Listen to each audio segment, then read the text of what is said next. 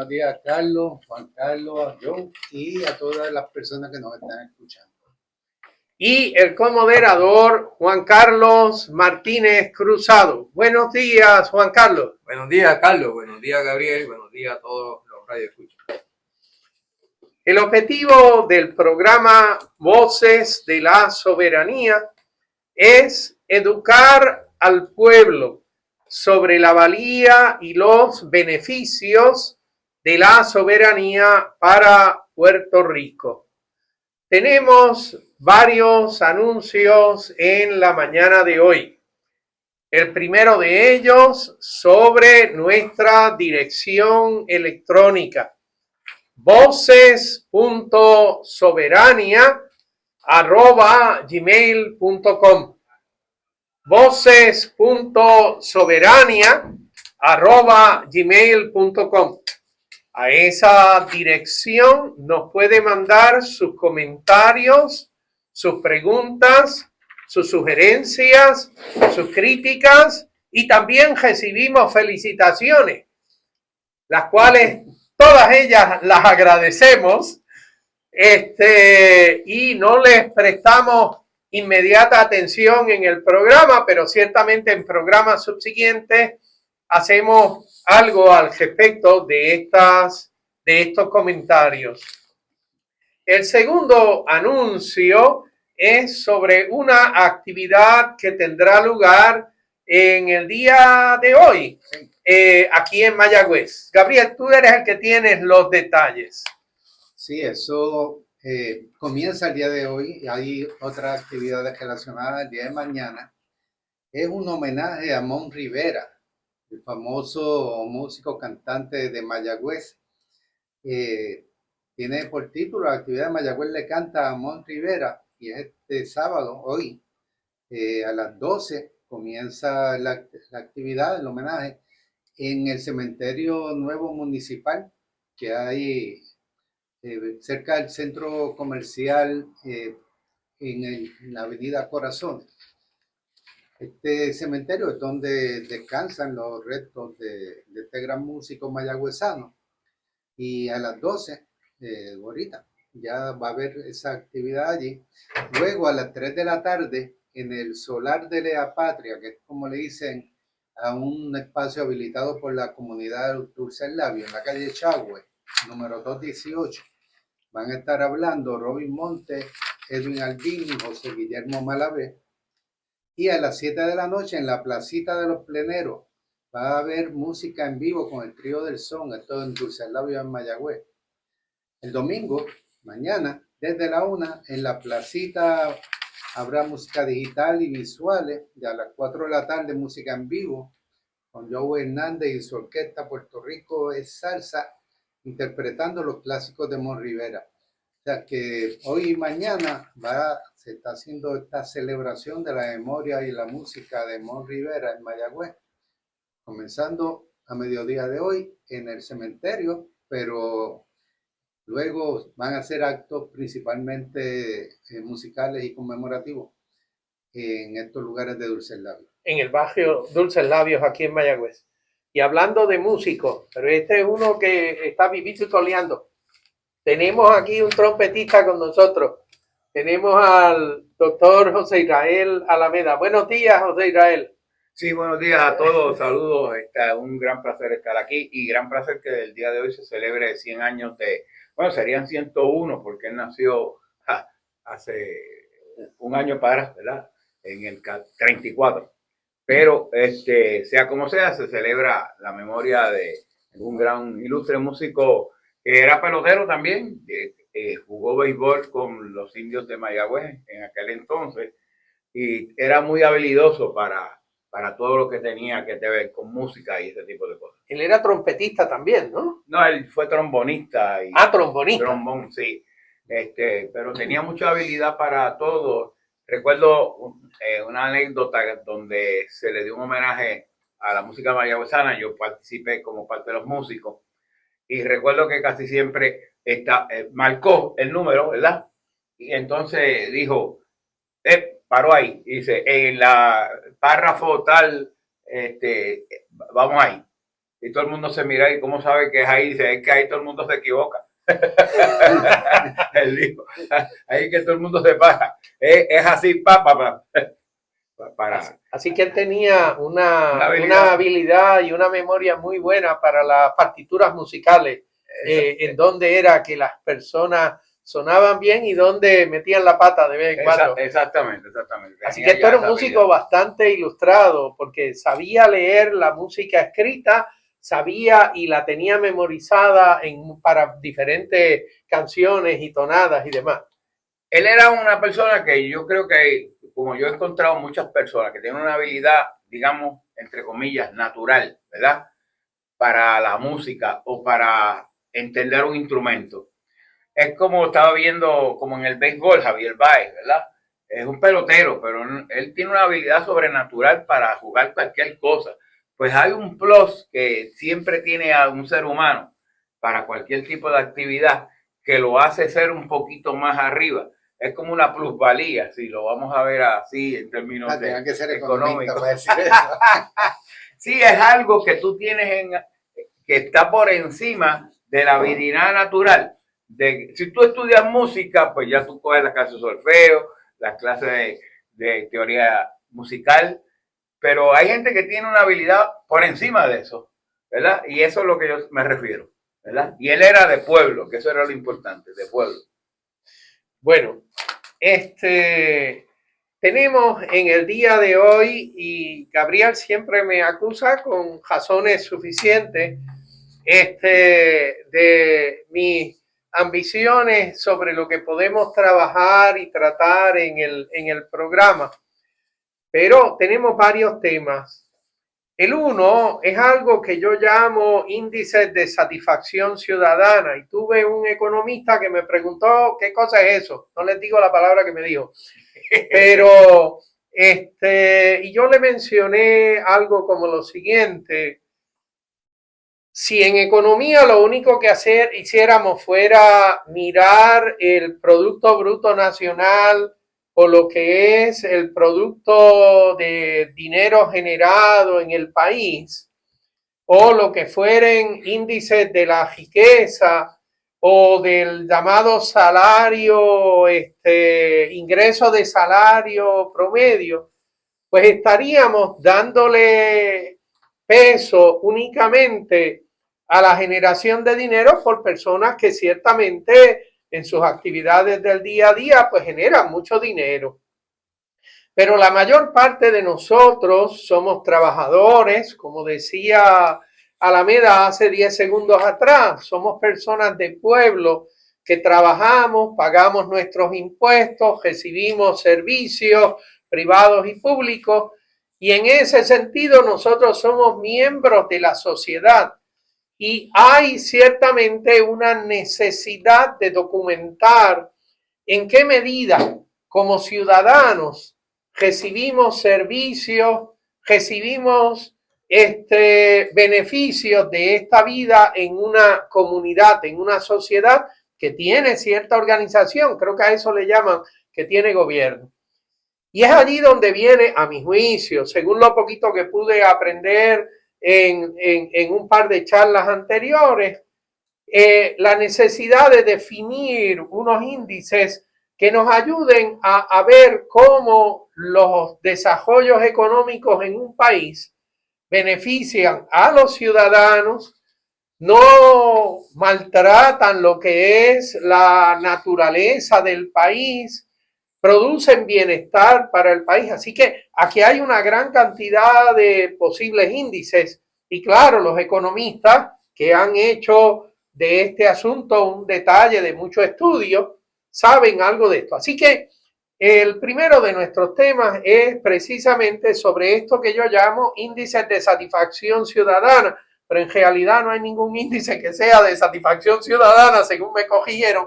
Es simplemente, esto es una manera de decir los diferentes índices. Así que la segunda cosa que vamos a hablar es sobre la valía de la alianza que ha ocurrido en nuestro pasado reciente político. Y si logramos llegar un poquito más adelante, hablaremos sobre el total necesario de energía en Puerto Rico. Pero si empezamos con el primero, quizá logremos llegar al segundo paso.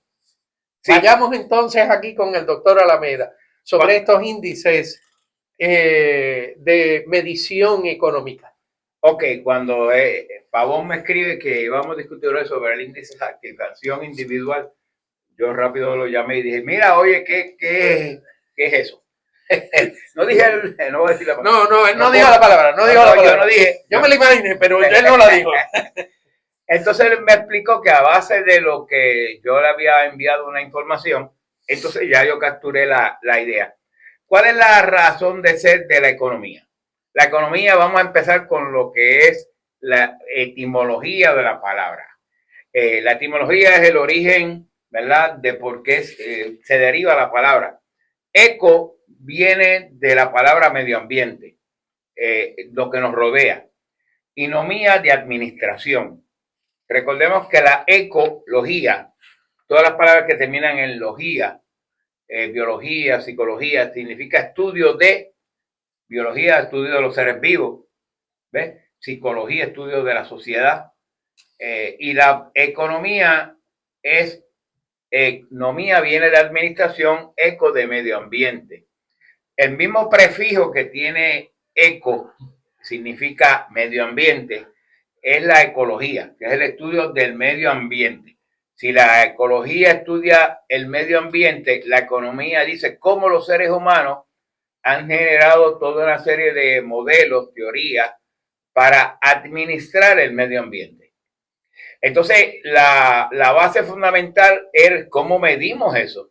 En los años 1930, como dije anteriormente, se le encargó a un ucraniano, por cierto, que estaba radicado en Estados Unidos, en la Universidad de Columbia, Simon Kuznets, ganador del premio Nobel, para generar un sistema de cuentas nacionales.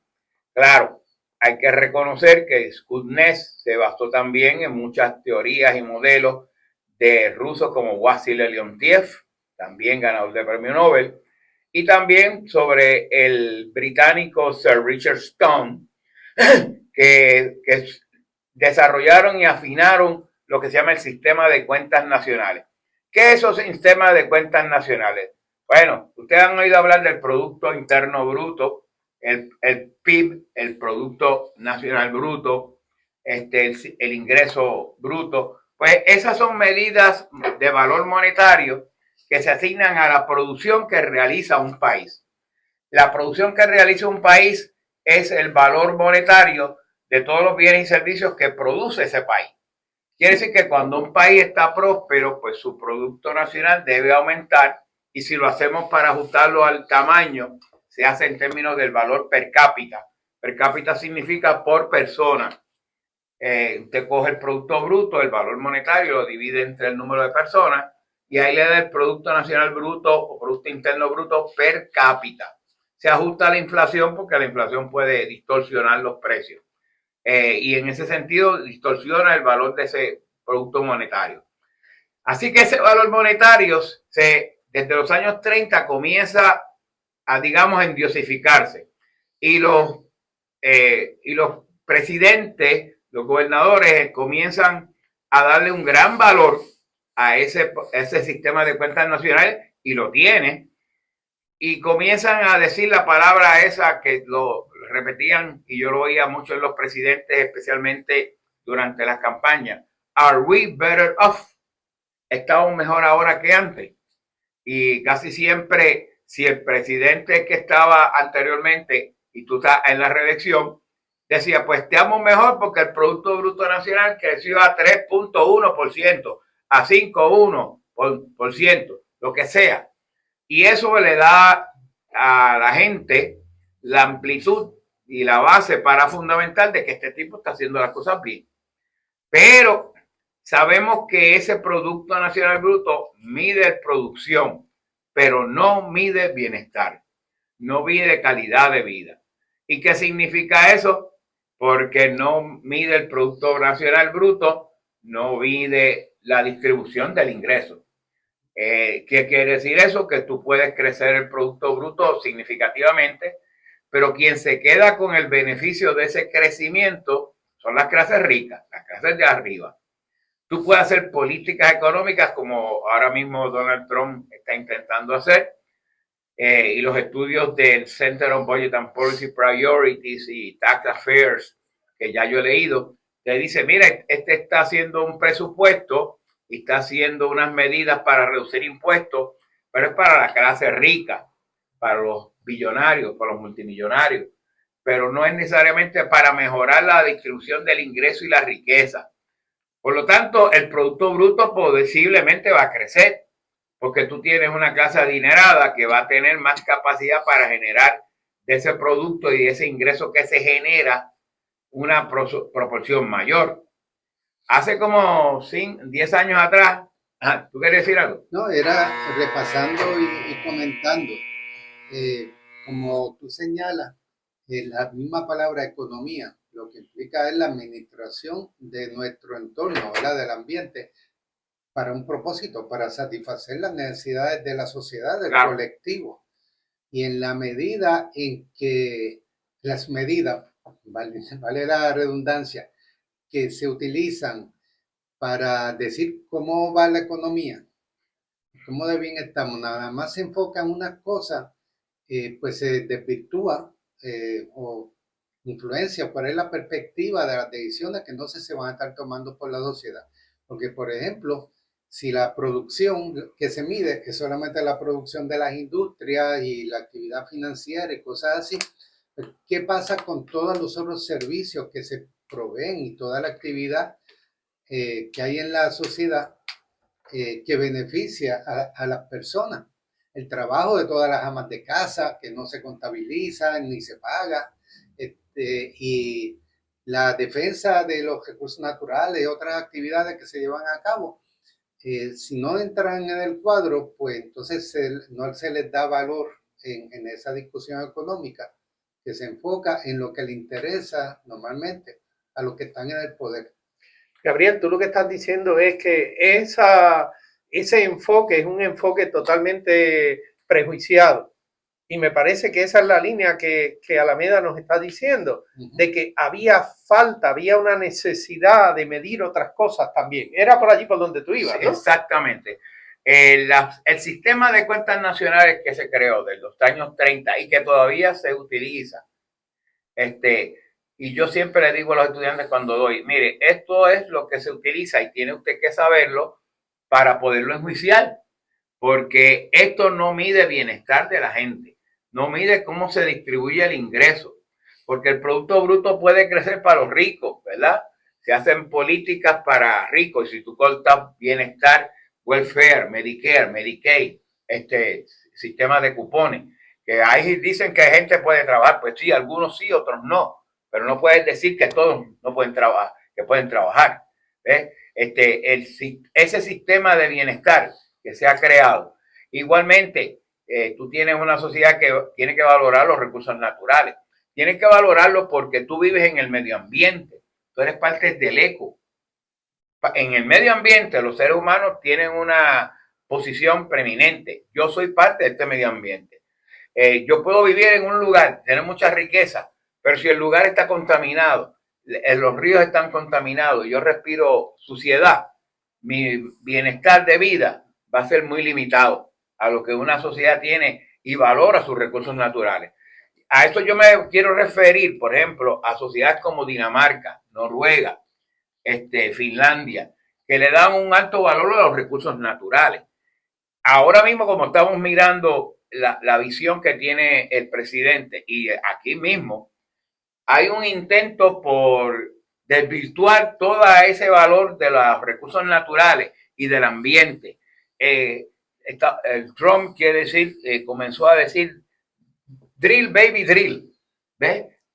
¿Por qué? Porque se había limitado que se hicieran pozos de petróleo en el mar, ¿verdad? Porque muchos de los yacimientos, como en el Mar del Norte, allá en Inglaterra, están en el mar. Y eso, en el fondo del mar. El fondo del mar. Debajo del fondo del mar. Exactamente. Hay que hacer hoyos en el fondo del mar. Y hay que hacer exactamente, entonces son más costosos, tienen más daño ambiental, por lo tanto tú tienes que utilizar más salvaguarda, tecnología, para evitar los daños a los recursos naturales. En el Golfo de México ocurre mucho, aunque para Trump es en el Golfo de América. Sí, entonces ya parece que la visión republicana, ellos mismos te lo dicen así, no creen en el cambio climático. Y el cambio climático no es una ficción, es un hecho científico. Déjame aprovechar aquí una cosita para que los queridos radioescuchas perciban la gravedad de lo que nos está diciendo el doctor Alameda. Los holandeses y los de Dinamarca, para allá un poco alrededor de la Edad Media, se dan cuenta de que ellos viven en ciudades, pero si las ciudades no tenían un buen sistema de alcantarillado, eventualmente la contaminación que surgía del sistema de alcantarillado les iba a producir enfermedades extraordinariamente serias. Para eso de los 1950 en Inglaterra, la contaminación del aire en ciertas ciudades, por ejemplo en Londres, llegó al punto de que las personas estaban respirando lo que era el particulado, las cenizas que flotaban en el aire, y eso les llevaba a producir contaminación de sus pulmones. Recientemente se descubrió contaminación por asbesto en algunos acuíferos del área de Michigan, y esto significó una contaminación del agua que las personas estaban tomando, y hubo que tomar acciones al respecto de esto porque los niños y las personas estaban siendo envenenados de esta manera. En los 1960, en la bahía de Minamata, en Japón, ocurre una contaminación por mercurio y plomo que eventualmente produce nacimientos de muchos niños con defectos de nacimiento y personas que padecen del hígado y de muchas otras enfermedades y que mueren porque ellos eran pescadores en la bahía, y la bahía lo que hacía era recibir el eflujo de ríos que venían contaminados desde mucho más lejano. Así que hay muchos ejemplos que requieren que nosotros le prestemos atención al medio ambiente para evitarnos todos estos problemas que en unos y en otros lugares la gente ha tenido. Hay una película que hizo Julia Roberts, que es de un hecho verídico. De hecho, ella toma la posición artística de Erin Brockovich. Así mismo se llama la película. La película, sí. El nombre de la señora, que comenzó a haber una serie de daños a niños y de contaminación, y se sabía que eran de empresas que venían, que estaban contaminando. Pues bien, ella se metió desde el plano directo y recibió cantazos de muchos lugares, y logró determinar que eran empresas, que las empresas negaban la existencia de que ellos estaban haciendo esas acciones que contaminaban y mataba a la gente, vamos a decirlo de palabras finas. Ella logró probar eso. Y eso ha pasado una y otra vez en el caso del cigarrillo. En los años 1950, Ted Kennedy intentó pasar una legislación que se llamaba prohibir el cigarrillo, prohibir la producción de tabaco. Obviamente las empresas le cayeron encima, que no había evidencia científica de que había una causación de cigarrillo y cáncer. Todo el mundo lo sabía que sí, pero no había, ellos decían. Y lograron que el Congreso pusiera un ticket, un pequeña warning en la cajetilla, que may be harmful for your health. Podría ser. ¿Verdad? Y ese podría, pues podría, a lo mejor sí, a lo mejor no. Pero entonces las empresas pelearon. Y recuerdo que hay otra película que estaba Russell Crowe y Al Pacino. Al Pacino hace las veces de un abogado, donde se demanda, ese es el caso de la demanda que hay y que pierden las tabacaleras. Y Russell Crowe hacía del científico que dice, a mí me mandaron a poner aquí una sustancia que fuera más aditiva a lo que fumara. O sea que si tú te fumaste un cigarrillo hoy, pues mañana quieres fumarte 2 y al otro día 3. Eso quiere decir que todos esos episodios que hemos hablado, dañan la calidad de vida, pero aumentan el Producto Bruto. Y tú puedes decir, bueno, está vendiendo más la gente, está más empleo. y la economía está bien. Allá y no está bien nada. Es que no solamente aumentan el Producto Bruto, en última instancia lo que quiere decir está aumentando las ganancias, la acumulación de riqueza en los que están en el poder y que no les importa qué pasa con el resto de la población, del resto de la sociedad. Y esto, ¿por qué en Voces de la Soberanía discutimos cosas como esta? Porque esto es de la esencia de los sistemas económicos y políticos a los que estamos sometidos. Cuando planteamos un país soberano, como bien está puesto en nuestros documentos, ¿verdad?, del país que queremos, planteamos que queremos una sociedad próspera, sostenible, feliz, en que la población pueda vivir feliz y tranquila, como ejemplos que de otros países que hemos mencionado en otros programas, y que para que eso sea así, el sistema económico, el modelo económico que tenemos que desarrollar en Puerto Rico, tiene que ser uno que tome en cuenta el bienestar del país en términos de la gente, no de maximizar las ganancias de la plutocracia, el gobierno de ricos que tenemos aquí y sobre todo en Estados Unidos. O sea que para eso queremos llegar a ser soberanos para poder establecer un sistema social, político, económico que pueda hacer feliz a la gente. Entonces, un episodio que no quiero que se me olvide, hace como 10 años atrás, en la Bolsa de Valores, había una protesta que decía, We are 99, somos el 99. ¿A qué se refiere eso? Bueno, que en esos momentos el Producto Bruto había crecido significativamente, pero el 1% de de la distribución del ingreso de la gente más rica. El 1% más rico de la población. Correcto. Había cogido la mayoría de los beneficios de ese aumento del Producto Nacional.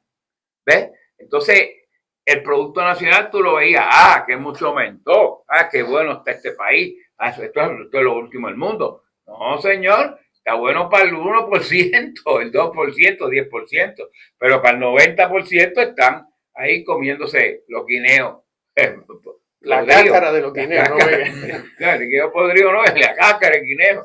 ¿Ves? Oye, tú lo que entonces estamos diciendo es que la medición del progreso o del bienestar del país tiene muchas dimensiones.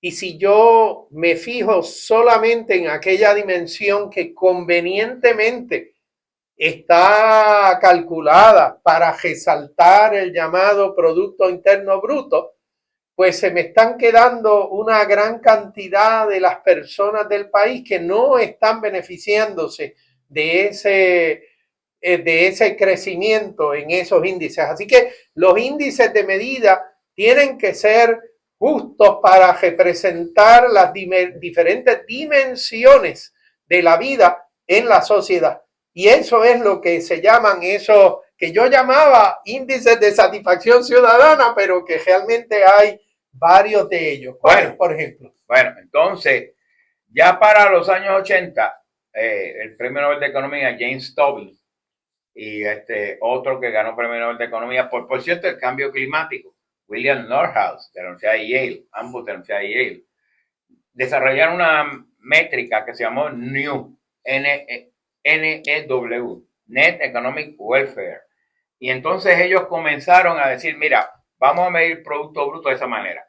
Obviamente, cuando comienzan a decir añadir recursos naturales, si tú lo dañas, pues tiene una reducción. Pues entonces, del producto, del net, del new. Pues entonces, pero la mayoría de los que estaban en el poder descartan ese tipo de métrica, porque entonces desnudan toda la argumentación falsa que ellos tienen.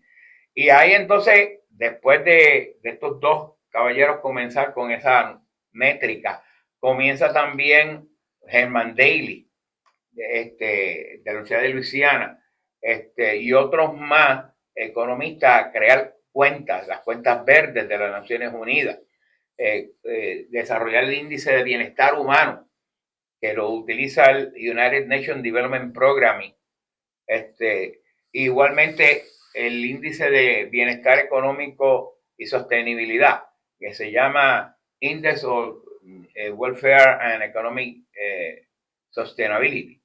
¿Qué tipo de cosas van midiendo esos indicadores nuevos? Esos incorporan, obviamente, los recursos naturales, incorporan la distribución del ingreso, le dan valor, ponderan que si el producto, que si el ingreso aumenta asociado más al aumento de las clases de más abajo, ¿verdad?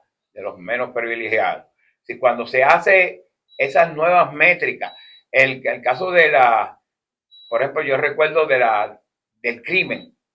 El crimen en cualquier sociedad aquí, si hay un aumento del crimen y tú aumentas la seguridad, la policía, inviertes más en cámaras, inviertes mucho más en cárceles, pues tú ves un aumento del Producto Nacional. Pero eso no significa que aumente el bienestar de la gente, ¿verdad? Porque ese es aumento para atajar el crimen. Que aunque tú puedas decir, bueno, si atajas el crimen, se asocia a un mejor bienestar. Bueno, sí, pero ese bienestar no está asociado, ese aumento en parte se asocia y en parte se asocia a una desamenidad. Amenidades son cosas buenas, desamenidades son cosas malas. El Producto Bruto tiene que aumentar de las cosas que son amenidades, no de las cosas que son desamenidades. En ese sentido, pues esas nuevas métricas vinculan al bienestar.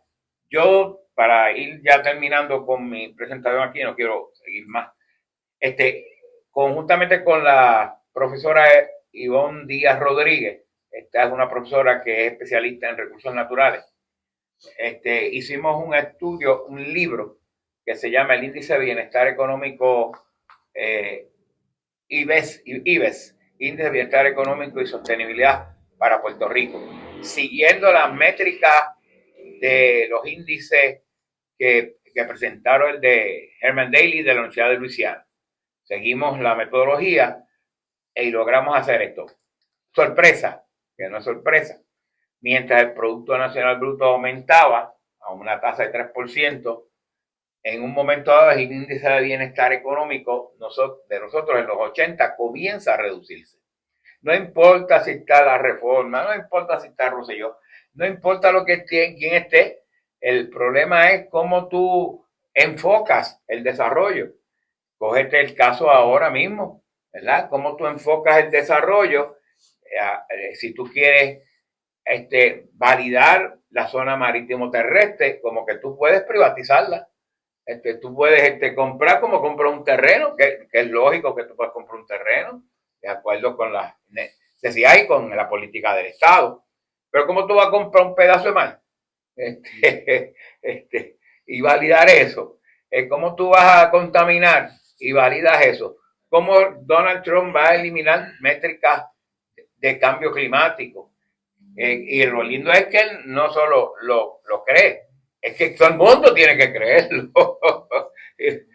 Oye, Alameda, déjame hacerte una preguntita. ¿Existe alguno de estos índices en donde se mida la intervención foránea en un país?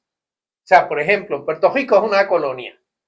Y es una colonia en donde ciertamente una buena porción de nuestras leyes y nuestras determinaciones están dictadas por una entidad foránea, el gobierno de Estados Unidos, pero también existen otras tantas islas, países que están afectados por determinaciones desde el exterior.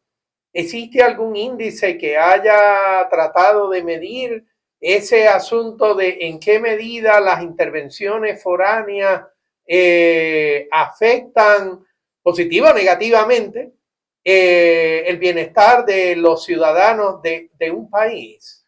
Bueno, así directamente no, pero está en los flujos económicos, exacto, que por lo menos está en no los se puede flujos, medir. ¿verdad? Está en las cosas que se miden, que se miden. Que como es, por ejemplo, vamos a suponer el empleo, el ingreso, el mejor posición de calidad de vida que viene de que tú tengas una inversión extranjera que sea positiva, ¿verdad? Una inversión de intervención extranjera que te aumente el bienestar. Ejemplo, China está construyendo en Brasil con esta cuestión de los aranceles. Fue a hablar con Lula y Lula dijo, pues nosotros tenemos grano aquí, podemos producir más. Lo que pasa es que tenemos un puerto aquí que está medio fastidiado. Pues no se preocupe, vino aquí, vamos a meterle, no me acuerdo, 110 millones a mejorar la infraestructura portuaria. Y también traer técnicos, y ustedes tienen que crear los técnicos para mejorar esa infraestructura portuaria. Eso sería un efecto positivo, ¿verdad? Digamos, podría tener efectos negativos también, qué sé yo, en la contaminación de los mares, de los peces, si eso no se atiende. Y eso también, ¿cómo tú lo reconoces? Pues no necesariamente por la intervención extranjera, sino por los efectos que podría tener en generar más ingresos positivos o tener más contaminación en el mar. Y esas son las cosas que afectan el bienestar directamente. Bueno, es que allí yo me puedo imaginar que los pescadores de la bahía en donde está el puerto, si esos pescadores dejan de pescar suficiente, pues allí hay una manera de medir que esta contaminación produjo unos efectos negativos sobre una población y entonces ahora, pues bueno, hay una forma de... Así que yo me imagino que puede haber alguna forma de hacer mediciones de cómo las intervenciones extranjeras hacen beneficio o perjuicio sobre una comunidad que está afectada por esas intervenciones extranjeras que pudieran ser sin control desde el punto de vista local, que es la preocupación. O sea, porque yo recuerdo que entre tus tantas cosas nos has hablado de economías que pudieran ser cejadas o economías que son abiertas, y las que son abiertas es porque tienen una gran intercambio con otras.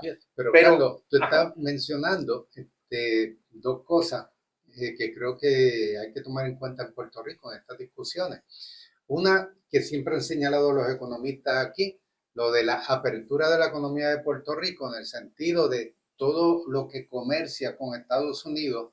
Somos un mercado enorme para Estados Unidos, lo que ellos quieran que le compremos, terminamos comprándoselo y subsidian lo que pagan los impuestos en Estados Unidos, subsidian parte del consumo aquí de los productos norteamericanos, ese tipo de relación. Y también, o sea, productos que nos imponen desde allá, porque hemos tenido eso, el asunto de los huevos y de las gallinas, que fastidian la industria local. O sea, eso, la fuerza y las reglas económicas que pone Estados Unidos aquí, pues llevan al colapso de muchos sectores económicos que atendían el consumo interno de Puerto Rico y entonces no, en la práctica obligan a que estemos importando y consumiendo más de ellos.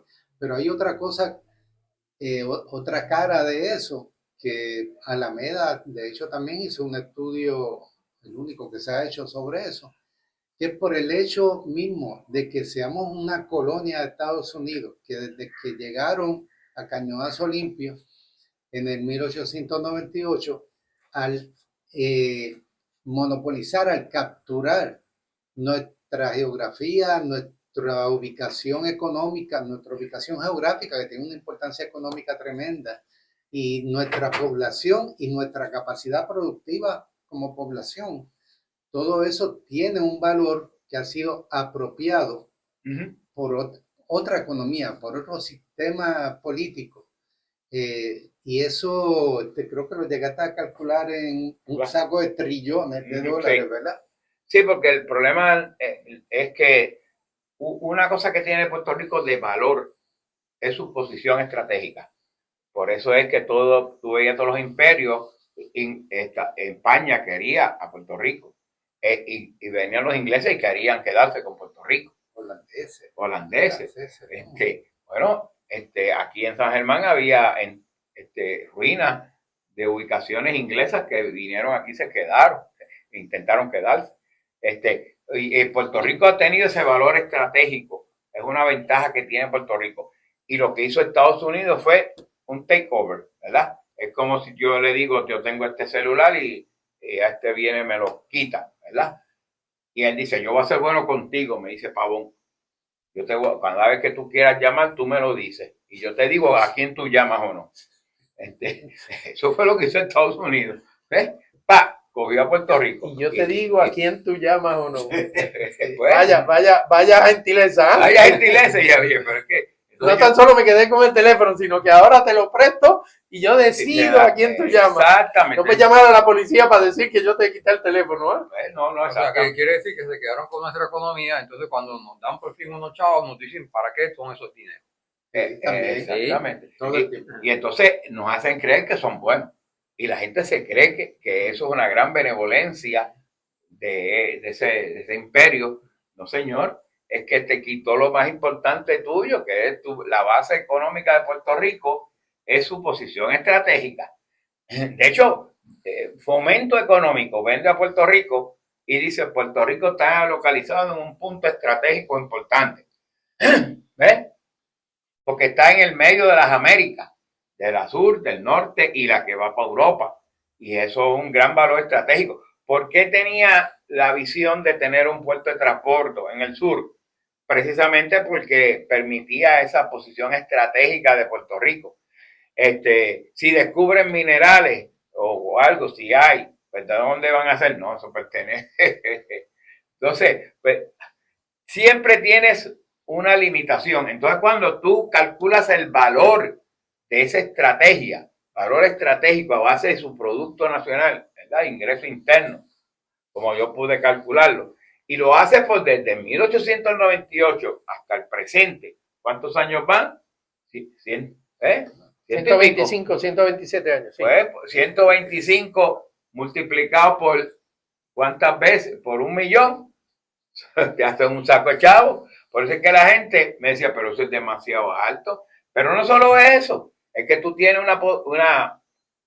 los cautivos, unos consumidores, donde la mayoría del consumo, ¿a quién se lo compramos? A empresas norteamericanas. Que a lo mejor viene de China, lo hacen en China. No, está bien, pero ellos lo compraron a China porque es más barato. Ese es el teléfono que yo te decía que tú puedes hacer la llamada cuando la capacidad productiva de la gente y de la tierra funciona según lo que interesa maximizar las ganancias de ellos, no del beneficio aquí. Oye, la primera, desde el que entró en 1900, entró en forma amistosa a los Estados Unidos aquí, ¿verdad? Sí, bien amistoso. Todavía tiene un boquete la catedral de la popa que le tiraron. Desde que entró, los que se hicieron ricos fueron los JP Morgan, fueron los que establecieron la industria del azúcar. Eso no fue de casualidad. O sea, que utilizaron la tierra nuestra, el valor de esa producción, el valor estratégico de ese activo para beneficios de ellos. Y a nosotros nos contrataban para trabajar en la tierra. Qué buenos son. A 5 chavos a 5 chavos. Ahora o algo así. A 5 chavos el día. Entonces, mira, espérate. Que el tiempo aquí vuela con una velocidad tremenda. Hay un segundo tema que nosotros queremos y es precisamente algo sobre de las legislaturas que son representativas. Y es un tema que hemos tratado de traer en varios programas, llamando la atención al asunto de que nuestro gobierno debe ser nuestro gobierno, nuestra estructura gubernamental debe ser la estructura que nos beneficia a Puerto Rico y no la estructura gubernamental que sería de beneficio para la potencia imperial que domina en Puerto Rico. Nuestro gobierno tiene una estructura que es según establecido por leyes y por imposiciones del Congreso de cómo debe ser la estructura de nuestra legislatura, que es aquello en donde más representación deberían tener los puertorriqueños. Bueno, y también de los intereses de la clase intermediaria, ¿verdad? El gobierno, la administración de la colonia construye un sistema político que haga perpetua, ¿verdad? La colonia y que les perpetúe a ellos en el poder. Y uno dice, no, pero si hay partidos diferentes, pero es que en la práctica hemos tenido un solo partido de los ricos. Desde la época que llegaron los americanos. El ejemplo de Alameda es muy bueno. El teléfono.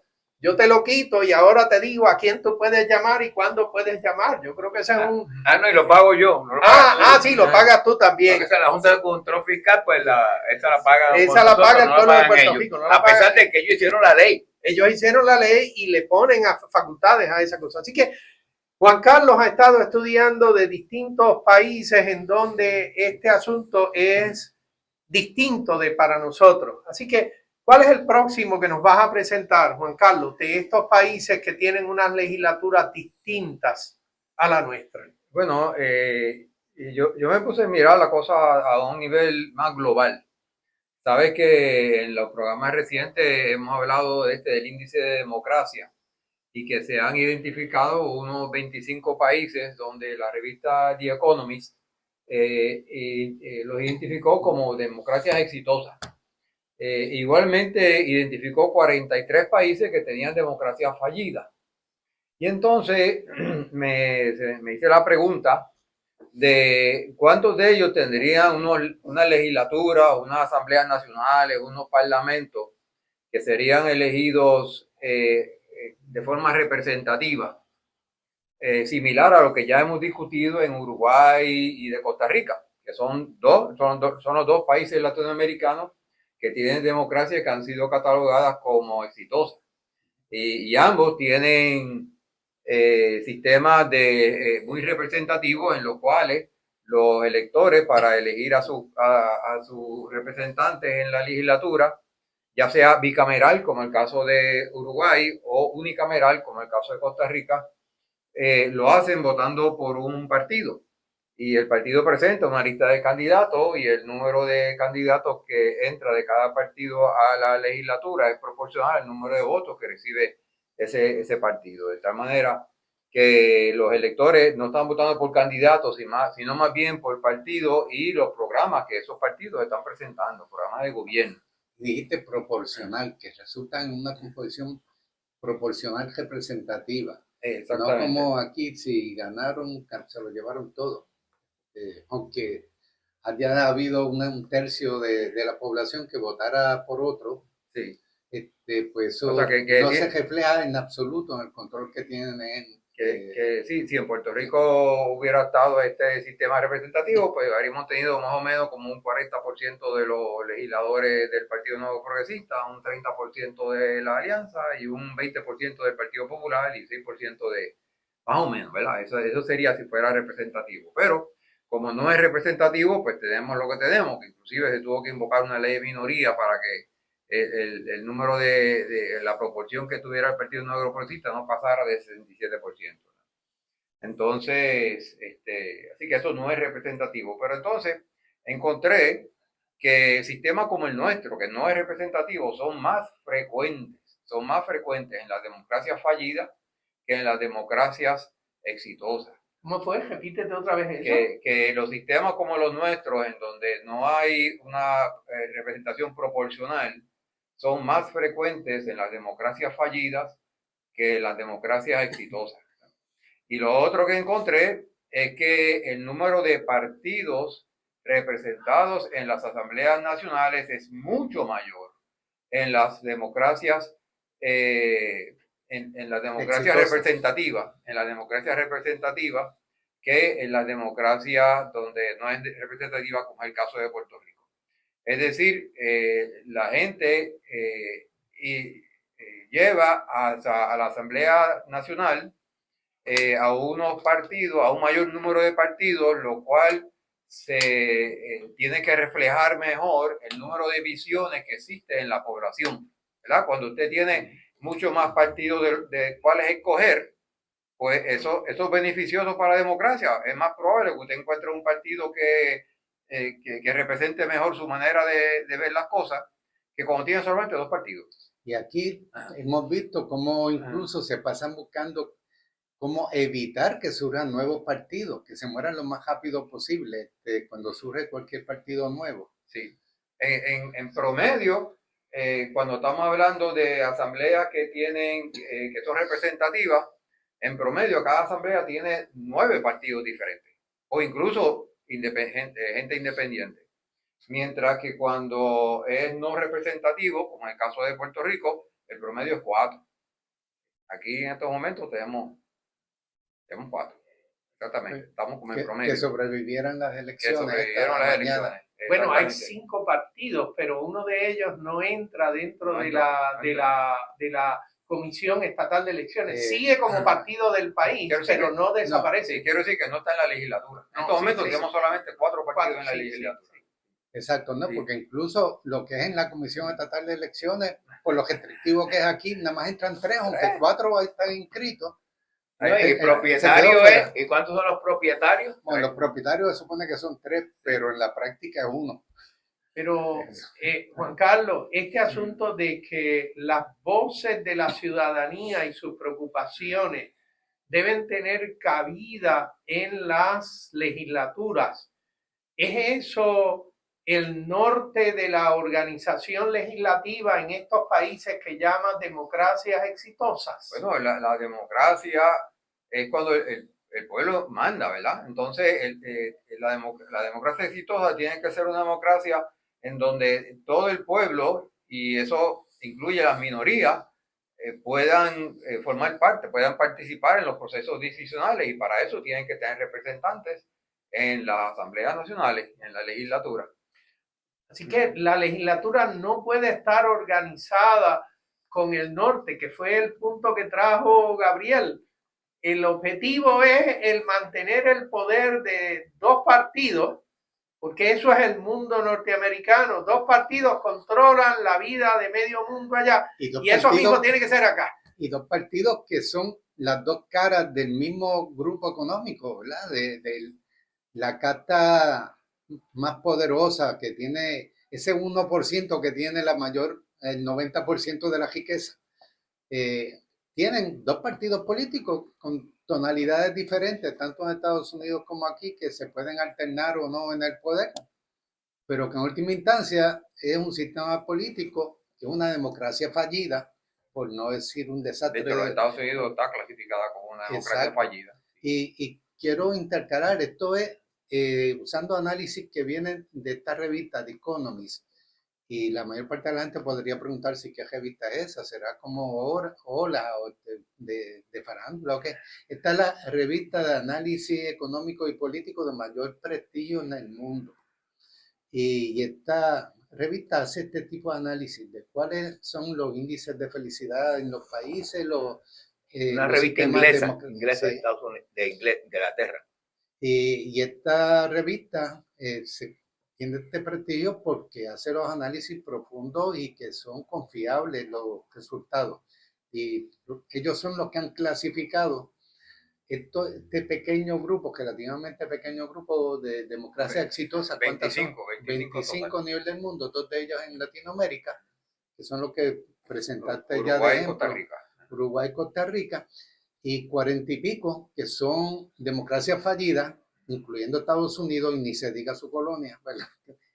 Y el resto son simplemente sistemas autoritarios, que ni la etiqueta tienen de... Yo creo que si Estados Unidos sigue de fallida, va para autoritario. Exacto, va de camino por ahí. Bueno, también clasificó autoritario y clasificó híbrido, lo que llama híbrido, que tiene bastante autoritario, pero tiene algo de que tiene elecciones y bueno. Hace el aguaje. Hace el aguaje, sí. A Magali no da. Juan Carlos, ¿qué cosas tú crees que hacen meritorias estas democracias exitosas? ¿Qué cosas hacen que sus legislaturas sean cosa meritoria, cosa que es buena de tratar de emular? ¿Qué cosas podemos nosotros aprender de estos sistemas de democracias exitosas? Bueno, ahí se prefiere, se estimula una cultura de colaboración, de llegar a acuerdos, de hacer coaliciones. Usted encuentra, por ejemplo, yo estaba mirando con detenimiento el de Noruega. El de Noruega, ahora mismo tienen un gobierno de minoría. Y dice, a ver, gobierno de minoría. Sí, pero es una democracia exitosa. Sí, pero ¿por qué? Bueno, porque la legislatura podría darle un voto de no confianza y sacarlo. Y entonces tendría que haber un nuevo gobierno. pero entonces el gobernante, a pesar de que es el partido que más miembros tiene en el Parlamento, sin embargo está bien bajito. O sea, se supone que para tener una mayoría necesitas 85 legisladores y tienen 46 solamente. Sin embargo, de todos los partidos que hay, que creo que son 10 que están allí, pues solamente pues es el que más tiene. Y ese entró en una coalición con el que había llegado tercero. Aún así no hacían mayoría, pero hablaron con los legisladores y estuvieron de acuerdo en apoyar eso. Y eso fue y ese es el gobierno que han tenido. Posteriormente, el partido que había llegado tercero se salió de la coalición esa, porque estuvo en desacuerdo con una política que hizo en cuanto a energía y la Unión Europea. Y entonces queda solamente pero queda solamente del partido principal. Pero ellos siguen por acuerdo con ese gobierno. Así que los gobiernos pueden funcionar aunque sean gobiernos que son basados en unas minorías en quien el pueblo confió. Así que la parte importante me parece que es que la legislatura tiene que recibir la confianza del pueblo y viceversa. Y entonces es así como puede funcionar un buen gobierno para beneficio de los ciudadanos. Pero aquí hemos llegado al final de nuestro programa y hemos tenido una cátedra de 2 de nuestros compañeros y esperamos que ustedes hayan podido aprender tanto como este servidor. Quedamos de ustedes en Voces de la Soberanía hasta el próximo sábado. La Convergencia Nacional Boricua y el Movimiento Diálogo Soberanista agradecemos su audiencia. Tengan todos muy buenas tardes.